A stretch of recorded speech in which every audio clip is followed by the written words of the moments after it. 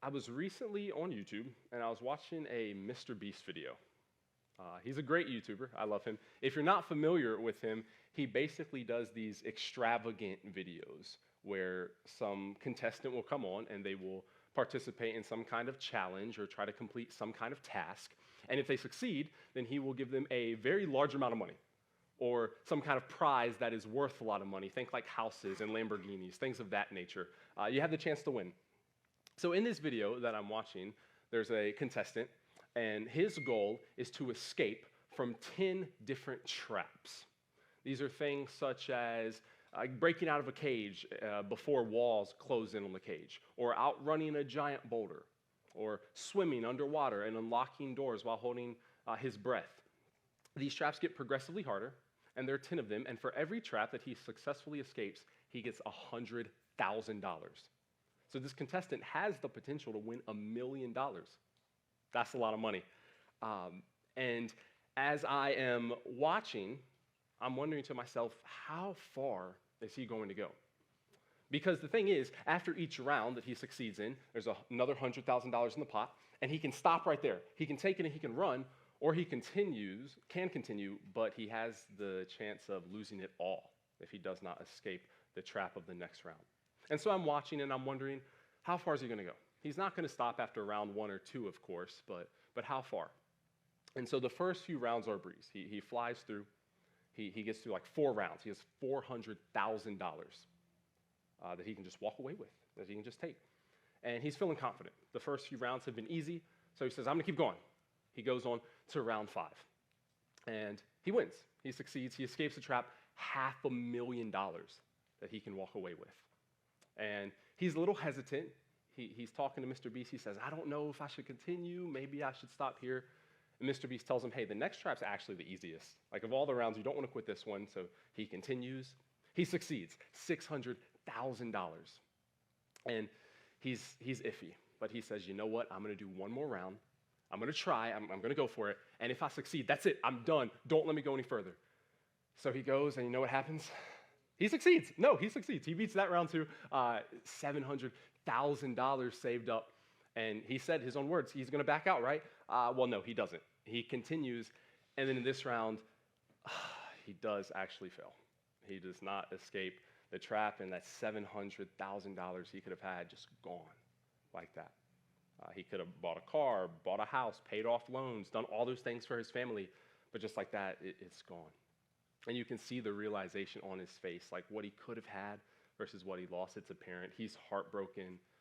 He's devastated. And as sad as this story is, though, I think that it is a good example of the monster we are going to be talking about today. We're currently in a series called Unmasking the Monsters. And we're going through and we're looking at 4 different emotions that have the potential to wiggle their way into our lives, and if not addressed with, dealt with properly, they can lead to some pretty harmful things. They can harm us, they can harm our relationships with others, they can harm our relationship with God. And so we're talking about these emotions, but we're also talking about how to unmask these monsters, how to deal with these monsters so that they don't take over our actions and our thoughts and lead to detrimental effects. And so in week 1, we talked about anger. We talked about how when someone else wrongs us, we can get mad and that can harm our relationship with them. And so we discussed the secret to unmasking the monster of anger is forgiveness. We forgive those people who have wronged us. In week 2, we talked about guilt, how it weighs on us, how it can make us ashamed. We said the key to unmasking the monster of guilt is confession. We confessed to the people that we have wronged. Last week, we discussed jealousy and how coveting the things that others have can affect those relationships. We said the key to unmasking the monster of jealousy is by celebrating others, being happy for them when good fortune falls upon them. And this week, we're going to be discussing our 4th and final monster, greed. But there's a little bit of a problem when we talk about greed. When we think about greed, a lot of us have this movie-like picture of a really obese king. He's at a table covered in food, and he's just gorging while he's laughing at the starving citizens next to him. Or we think of a businessman who's trying to con old ladies out of their homes to build a shopping center and get more and more millions of dollars that he doesn't need, right? We think of greed and we think of these terribly immoral schemers. And that's not incorrect. That is a manifestation of greed, a bad one, and there are people like that. But because that's so often our picture, we can sometimes struggle to recognize greed in our own lives. It can be hard to associate ourselves with greed. We have no problems admitting the other monsters. Yeah, Perry, I've been angry before. Yeah, there's been times I felt guilt. But it can be hard to say, yeah, I'm greedy, because we're often not running around stealing from people. But today what I want to do is point out some of the red flags of greed. Talk about greed a little and maybe pose some questions for us so that we can see, is greed maybe evident a little bit in my life? And if so, if we don't do anything about it, what are some of those harmful effects that we talked about that this monster can bring about? And lastly, how do we combat that? How do we unmask the monster of greed? There are a few different definitions of greed that you can find if you look online or in your dictionary or whatnot, but they all boil down to the same basic idea, that greed is a selfish desire for more of something beyond what is needed. Greed is a selfish desire for more of something beyond what is needed. And this can be wealth, this can be social value, power, status, but again, it's excessively desiring something, selfishly desiring something. And we're going to discuss these two a little today, but first we're going to dive into Scripture. We're going to be reading in Luke chapter 12. Today we'll be starting in verse 13. We find, as we pick up here, that Jesus has been preaching to very large amounts of people, because that's what he does. He draws large crowds. There are thousands of people, and Luke says there are so many people that they're actually trampling on top of each other. So apparently it's more dangerous to go hear Jesus preach than it is to go out on Black Friday. Who knew? But that's what Luke says. That's what Luke says, and as Jesus is teaching, someone from the crowd speaks up. Luke 12, verse 13. Someone in the crowd said to him, "Teacher, tell my brother to divide the inheritance with me." Jesus replied, "Man, who appointed me a judge or an arbiter between you?" We have this guy, he comes to Jesus. He's clearly upset because of some issue involving the family inheritance. We don't know the circumstances. Did the brother actually do something wrong? Does he have a legitimate complaint? Is he just trying to cheat his brother out of something? We don't know. We don't know. But we see that this guy feels, this is pretty important. It matters to me a lot because I'm going to interrupt this teaching of thousands of people to bring this up to Jesus.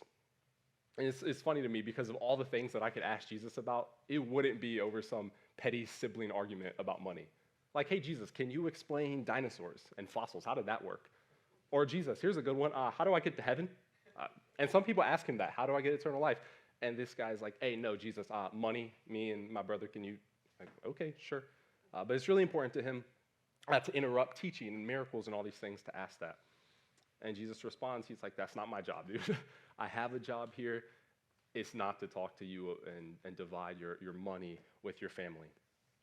And so then he uses this as an object lesson to the crowd. He turns to them and he says this, "Watch out. Be on your guard against all kinds of greed. Life does not consist in an abundance of possessions." And here in this interaction, we see the first red flag of greed. Greed says it's all about me. Greed says that it's all about me. We see the mindset of this man here who's coming to Jesus. Jesus is a rabbi, sure, but he does not have the legal authority to tell a brother to pay another brother inheritance. But this guy doesn't care about that. It's all about him. I'm going to bring all this attention upon me and my problem and interrupt everything going on here, even though you can't help me because it's all about me. Remember, our definition of greed is a selfish desire for more of something. It's all about me. And so maybe some questions to get us thinking. Do you often find yourselves arguing or maybe upset over small amounts of money? Do you frequently remember just how much you lent to someone and you're keeping exact track of how much they owe you back? Do you get upset at the thought that maybe someone would ask you for something or offended at the thought of lending something to someone? Now, granted, if someone borrows something from you, you can expect it back. But these are some questions to ask because maybe they'll help us uncover if we have a mindset that says it's all about me. That's a greed mindset. Through this series, we've been talking about the debt to debtor relationship. Anger tells us that, hey, you owe me. For what you did wrong, how you wronged me, you owe me. Guilt says, for what I did wrong, I owe you. I owe you. Jealousy says, God owes me. All those things that he's given other people, God owes me. But notice what greed says. The debt to debtor relationship for greed is that I owe me. I owe me. It's that all about me mindset, I and me, what I deserve, what I need, I deserve more, I owe me. And Jesus says, guys, be on guard against this kind of mindset. Watch out for this monster. There's more to life than possessions and things, but if you allow this me first mindset to start to creep in, you may not realize that. Maybe the best way to recognize this attitude is not to look at our response when we get what we want, but when we don't get what we want. Since greed says it's all about me, if I really want a promotion for work, but I don't get it, am I bitter about the other person who did? Maybe I have a little resentment towards them because it's all about me. If I see people, maybe my friends or my family, obtaining things that I can't really afford, am I happy for them or am I a little upset because it's all about me? Going back to our story, the guy in Scripture, the brother may have had a legal right to the inheritance, we don't know, but he wasn't going through the right channels to get it if he did because it's all about me. It's just what I want in this moment. It's all about me. That's the mindset that greed gives us. So Jesus says, be on guard against this. And then he continues to teach, and he begins to tell a parable about this greed and this man who's come up. He says, the ground of a certain rich man yielded an abundant harvest. He thought to himself, what shall I do? I have no place to store my crops. Then he said, this is what I'll do. I will tear down my barns and build bigger ones. Of course, that's the answer. And I will store my surplus grain. And I will say to myself, you have plenty of grain laid up for many years. Just take life easy. Eat, drink, be merry. But God said to him, you fool, this very night your life will be demanded from you. Then who will get what you prepared for yourself? He looks at the crowd, he says, guys, this is how it will be with whoever stores up things for themselves but is not rich towards God. He tells this parable about this man who clearly has greed somewhat in his life. And we see that first red flag we talked about clearly. It's all about me. My barns and building bigger barns so I can store my extra grain, me. But we also see a second red flag of greed. Greed stops us from being content with what we have. Greed stops us from being content with what we have. Notice what the farmer is doing. He's building bigger barns to store his surplus grain. Now, I'm not a farmer, and I've never grown food for myself a day in my life. But I like to think that if your barns, plural, are all full, you probably have enough grain. That's just a thought from a Mid-Atlantic Christian University graduate. So take it or leave it. But I don't think he's very lacking in the grain department, but he's not content. He needs more. That contestant from the video I mentioned earlier, he was actually destroyed when he lost that money. You can see it on his face. And he even admitted it himself. He said this, I'm such an idiot, dude. And I had it all, $700,000. I don't know why I did that. And not to just harp on him, because we've all made decisions before that we regret, but I just wonder, man, if you had been content at $4, $5, $6, $700,000, like maybe the outcome could have been different for you. But going back to our definition, a selfish desire for more of something beyond what is needed. Beyond what is needed. So look at your life and ask yourself, even beyond money, like, are you content with what you have? Or are you always wanting excess? When you think to yourself, hey, I need another pair of shoes, like, do you really? Like, step into your closet. How many pairs do you have? Do you actually need more? As I was writing this, I thought about myself. I have about 40 games at home for my PlayStation. That's a lot. And sometimes I'll go into GameStop and think, oh, I need that one. Really, Perry? Do you actually? Maybe you're crossing into that beyond what is needed territory. You may not think of yourself as greedy. You may say, I don't really have all about me mindset, Perry. And that's cool, but are you able to recognize when you have enough?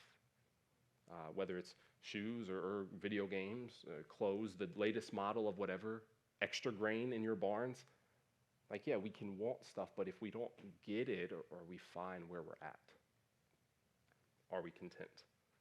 Again, these are some questions to help us sort of uncover. Is there a little bit of greed in my life? Some red flags to try to look for, examine in ourselves. Is everything about you, or are you content with things? Ask yourself this. And the reason I say all this is because there are, in fact, some detrimental effects to greed. Maybe you think, Perry, it's just a little bit of selfishness, right? Like, sure, I shouldn't only be focused on me. I should be content, but like at the end of the day, it's just a little selfishness. Like, what? Anger's got to be worse, right? Like, that's definitely a worse monster, right? Maybe we can sort of justify some, but Paul is pretty serious with what he says greed leads to. In 1 Timothy, we're going to flip over there, 1 Timothy chapter 6. He's talking to Timothy, and he uses some pretty vivid words, vivid language about what greed does, what greed leads to. He says, those who want to get rich fall into temptation and a trap and into many foolish and harmful desires that plunge people into ruin and destruction.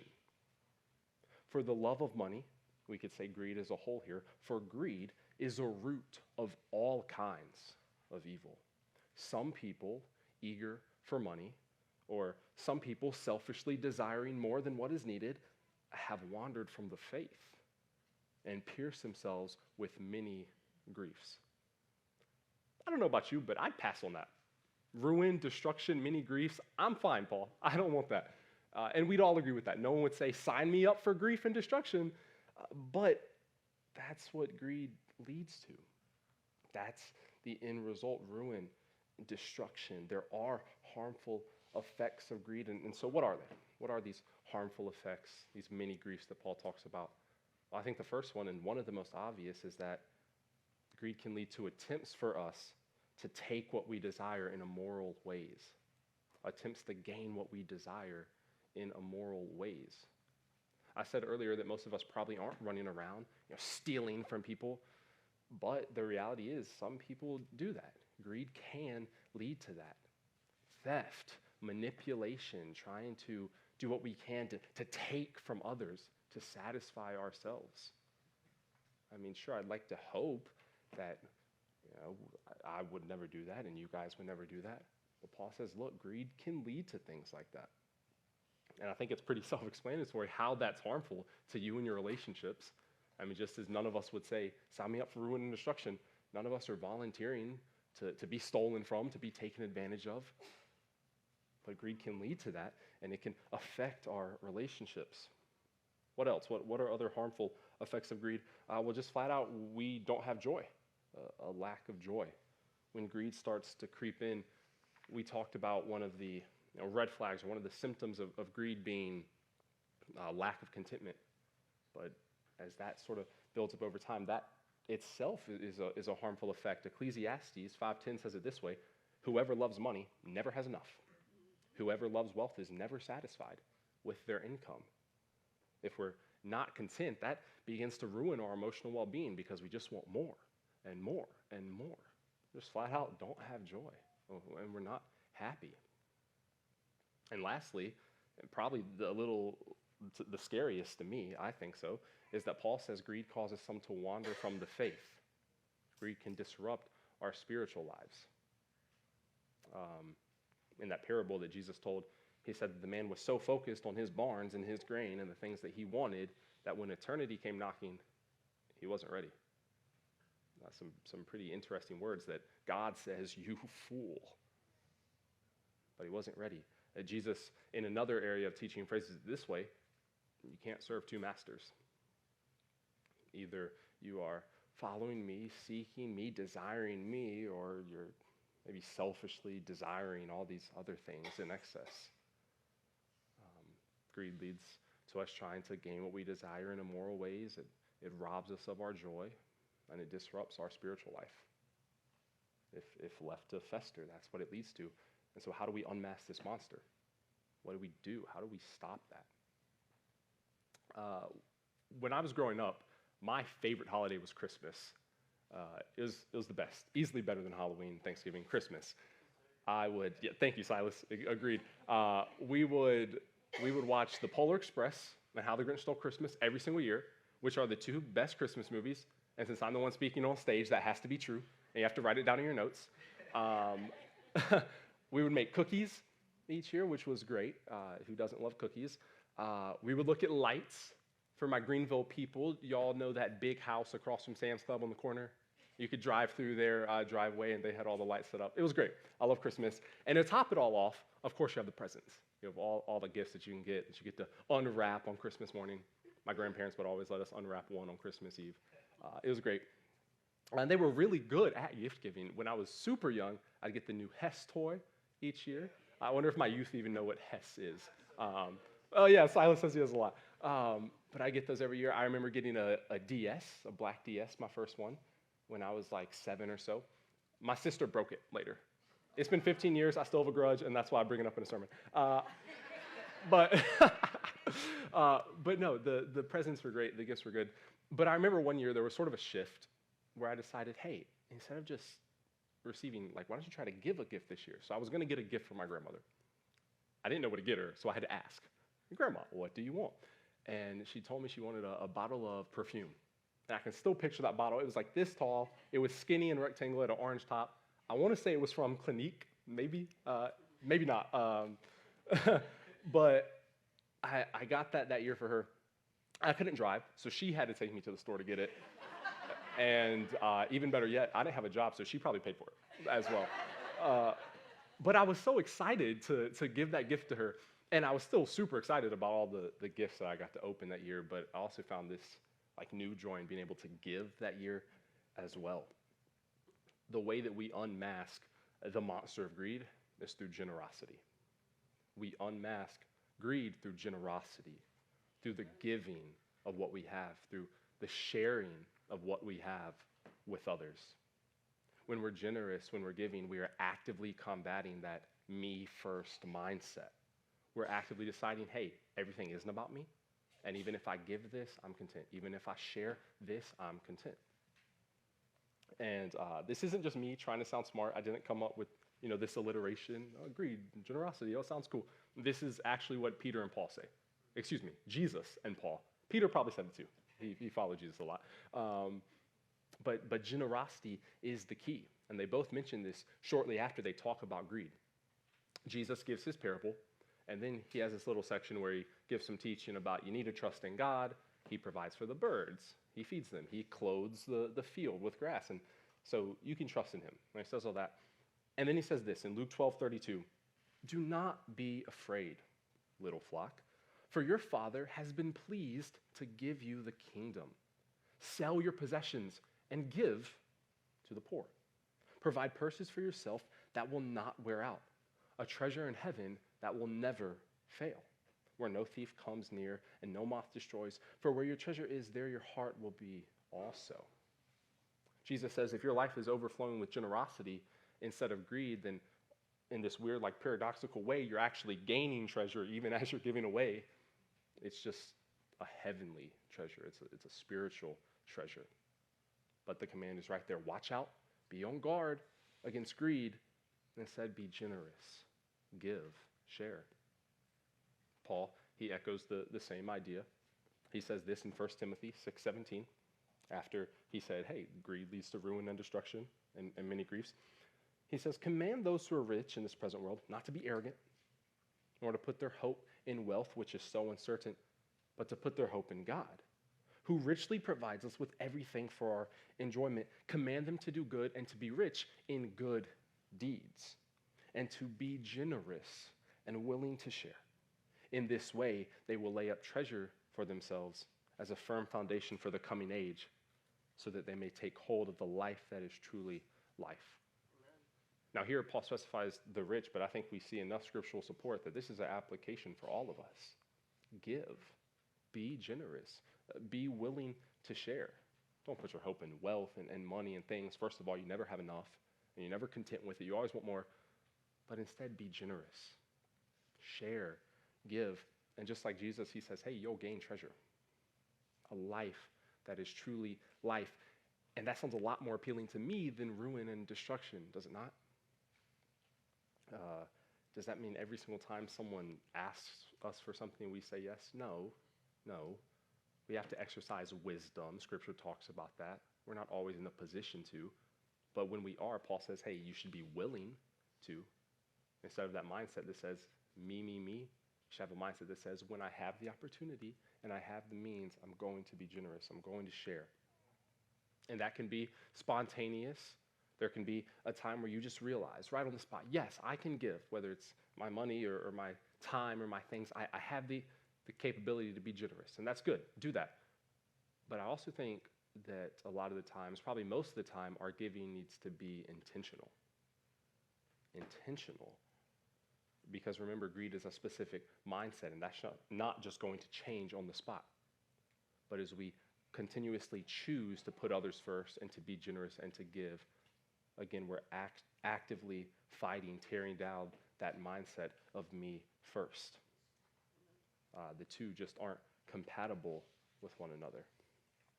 And so our challenge this week, we always like to give a challenge at the end of a lesson, something that you can actually do, and you can take with you and do this week, is this. Think about ways you can intentionally be generous.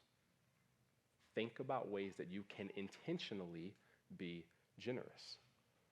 One of the examples that we see of this in the Old Testament is the idea of the tithe. Percentage giving, it's the Israelites saying, hey, I'm going to choose, before I do anything with my money, with my crops that I've grown, I'm going to go ahead and give away part of it to the temple, to God. I'm going to decide that. Intentionally, I'm going to be generous. That's one way. There are lots of Christians who choose to worship in that way by giving. There's ways outside of that. I'm not just saying you have to give to your church. You can support other different kinds of ministry-related things. Even outside of the church and ministry, you may know of someone who is in a tough spot, who needs help that you can provide for, that you can be generous to. And again, this extends outside of money. But there are ways that Jesus and Paul command us to be generous, to build up the kingdom through giving. And maybe you say, Perry, I'm already a pretty generous person. Well, that's good, and there's no reason to stop now. So you can still join us in this challenge. But again, I encourage all of us, think this week, how can I be generous? How can I give? If maybe I see some of those red flags, if maybe sometimes I do think a little too much about me, or maybe sometimes I am not quite content when I probably have enough, be generous, intentionally, plan to do it. Because the reality is, guys, that greed is a monster. Truthfully, we sort of named the series that, or Chris named the series that because of Halloween, like spooky season monster. But it is a monster. Just like the big creatures we see in the scary movies, it leads to ruin and destruction. That's what Paul says. It traps us. But it's not without a weakness. We can unmask this monster through generosity. It can lose its power over us, and we can escape its trap. And in doing so, we get a lot more than $100,000. Let's pray.